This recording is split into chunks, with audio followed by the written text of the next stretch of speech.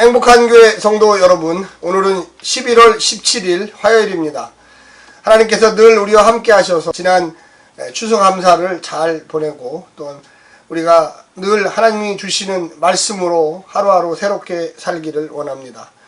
우리가 말씀을 부여잡고 사는 삶이 얼마나 행복한 삶인지 말씀을 통하여 은혜를 받으신 분들은 다 경험하게 됩니다. 세상에 많은 원리와 이치가 있습니다. 과학도 있고요, 철학도 있고요, 또한 여러 가지 민간에 내려오는 전승과 문화 또 전통이 있습니다. 그런데 우리는 그 어떤 것보다 하나님 말씀 위에 우리의 삶을 올려놓아야만 하는 것입니다. 말씀을 따라 사는 삶, 하나님께서 축복하시고 인도하시고 또 불안에서 평화로 모든 것을 바꾸어 주십니다. 우리는 그것을 믿는 하나님의 백성들입니다. 오늘 우리에게 주시는 하나님의 말씀은 역대하 14장 2절부터 15절까지의 말씀입니다. 먼저 하나님의 말씀을 듣고 다시 오겠습니다. 14장.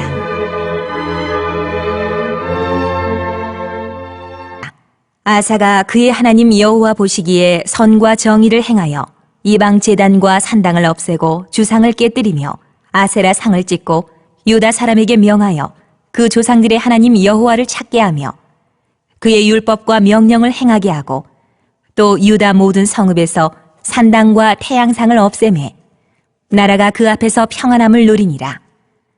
여호와께서 아사에게 평안을 주셨으므로 그 땅이 평안하여 여러 해 싸움이 없은지라.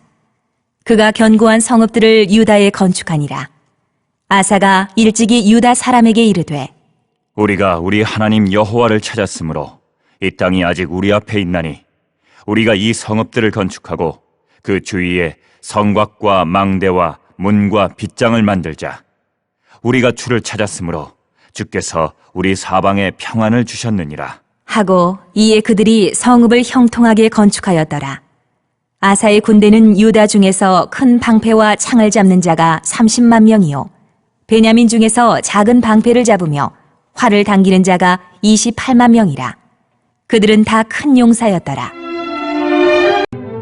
구스 사람 세라가 그들을 치려하여 군사 100만 명과 병거 300대를 거느리고 마레사에 이르매 아사가 마주 나가서 마레사의 스바다 골짜기에 전열을 갖추고 아사가 그의 하나님 여호와께 부르짖어 이르되 여호와여, 힘이 강한 자와 약한 자 사이에는 주밖에 도와줄 리가 없사오니 우리 하나님 여호와여, 우리를 도우소서. 우리가 주를 의지하오며 주의 이름을 의탁하옵고 이 많은 무리를 치러 왔나이다. 여호와여, 주는 우리 하나님이시오니 원하건대 사람이 주를 이기지 못하게 하옵소서. 하였더니 여호와께서 구스 사람들을 아사와 유다 사람들 앞에서 치시니 구스 사람들이 도망하는지라. 아사와 그와 함께한 백성이 구스 사람들을 추격하여 그랄까지 이르매 이에 구스 사람들이 엎드러지고 살아남은 자가 없었으니 이는 여호와 앞에서와 그의 군대 앞에서 패망하였음이라. 노략한 물건이 매우 많았더라. 여호와께서 그랄 사면 모든 성읍 백성을 두렵게 하시니 무리가 그의 모든 성읍을 치고 그 가운데에 있는 많은 물건을 노략하고 또 짐승 지키는 천막을 치고 양과 낙타를 많이 이끌고 예루살렘으로 돌아왔더라. 오늘 본문은 남유다의 세 번째와 르호보암, 아비야, 그 다음 아사, 이 아사에 대해서 기록해 놓은 본문입니다. 아사가 오늘 본문에 보니까 하나님 마음에 쏙 드는 행동을 했습니다. 오늘 14장과 15장에 걸쳐서 아사는 하나님의 말씀에 전적으로 순종했습니다. 정말로 선한 왕으로 불리기에 부족함이 없었습니다. 다윗 이후에 가장 잘한다는 왕으로 오늘 본문과 내일 15장은 이야기하고 있습니다. 아사 왕은 이 우상들을 직접적으로 없앴습니다. 오늘 본문에 특별히 잘 나와 있는데 거기에 보면 아세라 목상, 나무로 만든 상을 찍어서 없앴고요. 태양상 또한 산당 이런 것들을 조각내서 전부 다 불태워서 없애버렸습니다. 2절에 보니까 여호와 보시기에 선과 정의를 행했다. 선은 무엇이고 정의는 무엇입니까? 선이라는 것은 하나님의 방식대로 살아가는 것입니다. 우리가 선과 악 하는데 악은 과연 그럼 또 무엇일까요? 하나님의 방식을 반대하는 것이 악입니다. 하나님은 공평하시고요, 또 정의로우십니다. 하나님은 거짓과 불순종 또 악한 것들을 처음부터 멀리 하십니다. 선한 행동, 믿음의 행동, 율법에 순종하는 행동. 우리가 잘못 생각하면 율법에 순종한다, 말씀에 순종한다, 이것이 꼭 무슨 주문에 순종하는 것처럼 느끼는데 절대 그렇지 않습니다. 하나님은 합리적이시고 또한 객관적이시고 또한 그 이유를 분명히 밝혀주시는 분입니다. 이 땅을 창조하신 분이 하나님이시지 않습니까? 그럼 하나님의 명령에 순종해야 됩니다. 우리가 컴퓨터라고 하는 기계를 다룰 때 컴퓨터가 처음에 만든 사람에게 순종하게 돼 있어요. 만약에 컴퓨터를 내 마음대로 다니면 여러 해 동안 노력했던 이 저장해 놓은 데이터들이 다 날아가 버립니다. 그걸 복구시키려면 처음부터 이 컴퓨터를 설계했던 사람의 도움을 받을 수밖에 없습니다. 우리 인생들은 하나님이 만드셨습니다. 그래서 하나님의 법도에 순종하는 것이 선입니다. 그리고 또한 정의입니다. 우상숭배하지 말라고 분명히 이스라엘 민족에게 이야기했고 우리 예수를 믿는 성도들에게 이야기했습니다. 그것은 너무나 당연한 이치입니다. 그런데 우리가 하나님을 하나님답게 섬기지 않으면서 선을 추구할 수 있다, 정의를 추구할 수 있다, 이것은 올바르지 않습니다. 맹목적으로 순종하라는 것이 아닙니다. 하나님은 우리에게 분명한 이유를 주시고 분명한 축복을 주시기 때문에 순종하는 것입니다. 아사왕은 그 하나님이 명령하신 본래의 원리를 그대로 적용했습니다. 그래서 아사왕은 하나님께 순종하기를 결심하고 백성들에게 율법을 가리키기 시작했습니다. 6절에 보면 여호와께서 아사에게 평안을 주셨다 이렇게 이야기합니다. 아버지 아비야 또 할아버지 르호보암 계속해서 북이스라엘과 전쟁을 했습니다. 또한 이집트 시삭과 전쟁을 했습니다. 그런데 하나님이 이 아사에게는 10년 동안 전쟁을 주지 않았습니다. 모든 것을 막아주셨습니다. 왜 그렇습니까? 하나님을 전적으로 의지했기 때문에 그렇습니다. 하나님의 명령에 순종했기 때문에 그렇습니다. 그래서 이 아사는 그 힘을 바탕으로 해서 유다와 베냐민 그 지파의 둘레에다가 요새를 여러 곳 건설했습니다. 하나님도 의지했지만 아사는 최선 자기가 왕으로서 해야 할 일들을 했던 것입니다. 왕은 무슨 일을 하는 것입니까?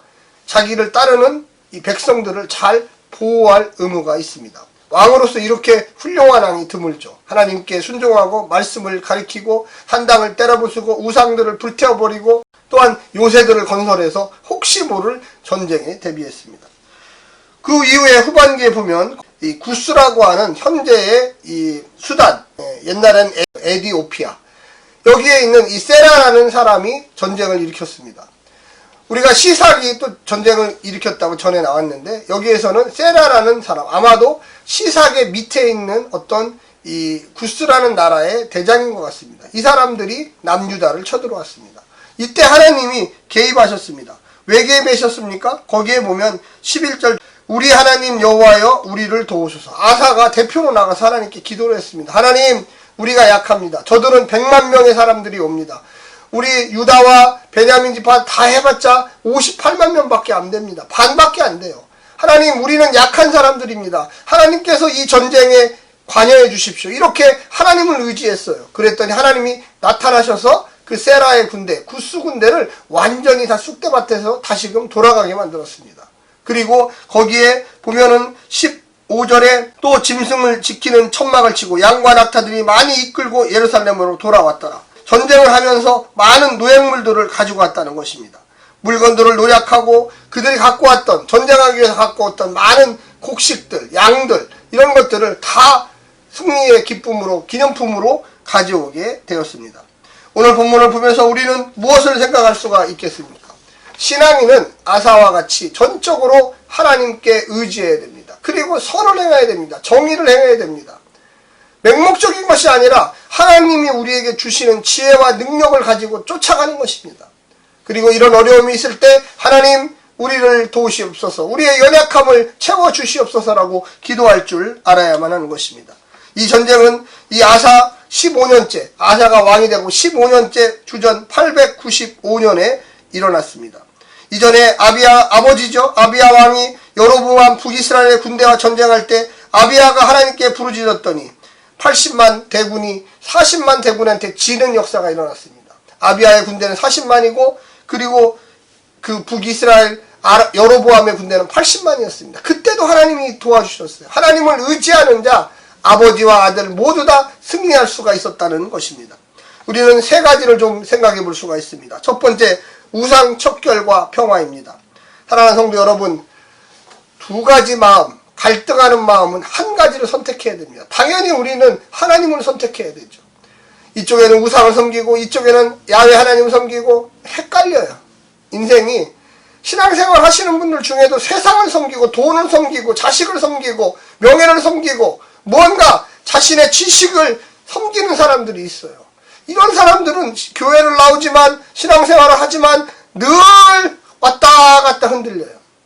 우리의 우선순위 1번은 오직 여호와 하나님이십니다.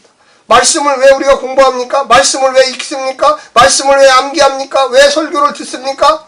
하나님 중심적인 삶을 살기 위해서 그렇습니다. 의와 진리 되시고 선과 정의 되시는 그분을 쫓아가겠다는 굳은 결의를 해야 됩니다.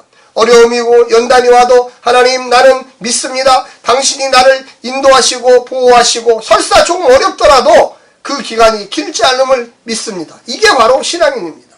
그래서 하나님이 평화를 주신 거예요. 두 번째는 신앙 건축과 성은 건축입니다. 신앙인들이 기도만 한다고 되는 것은 아닙니다. 기도도 해야죠. 말씀도 읽어야죠. 하나님의 뜻이 어디 있는지 찾아야 됩니다. 그러나 해야 할 일도 해야 합니다.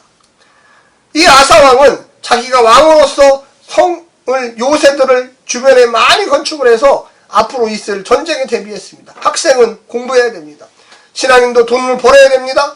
열심으로 주부는 가정일을 해야 됩니다. 남녀가 평등한 이 시대에 내가 해야 할 일이 무엇일까 고민하며 기도하며 하나님 내가 이 땅에 보낸 이유가 무엇입니까? 나의 소명을 발견하게 도와주시옵소서. 나의 일을 통해서 나의 해야 하는 마음을 통해서 어떤 것을 해나갈 수 있도록 하나님께서 역사해달라고 기도해야만 하는 것입니다. 마지막 세 번째는 위기 때 하나님을 찾는 것입니다. 우리가 언제 하나님을 찾습니까? 물론 평상시에도 좋을 때도 찾습니다. 그런데 그것이 쌓여서 늘 하나님과 교제하다가 어려운 일이 사단의 일들이 나타나기 시작하면 주님 나 대신하여 싸워 주십시오 라고 기도할 줄 알아야 됩니다. 많은 신앙인들이 평상시에 하나님을 잘 안 섬겨요. 그러다가 갑자기 하나님 도와주세요. 그래도 하나님 도와주세요. 그런데 평상시에 아사처럼 늘 말씀을 공부하고 우상을 때려 부시고 그리고 선을 행하는 그 사람 하나님이 그의 기도를 듣지 않겠습니까? 우리는 열심으로 하나님의 말씀을 날마다 따라가며 이런 위기 상황이 올 때 하나님 도와주십시오. 하나님 함께해 주십시오. 이 전쟁에 나서 주십시오라고 아사처럼 이야기해야만 하는 것입니다. 사랑하는 성도 여러분, 오늘 힘내시고 용기 내시고 아사왕의 선한 면을 본받으셔서 하나님께 기도하시며 날마다 성언을 행하시며 날마다 주의 말씀을 묵상하시기를 간절히 부탁합니다. 오늘 하루도 주와 함께 승리하시기를 부탁합니다. 샬롬.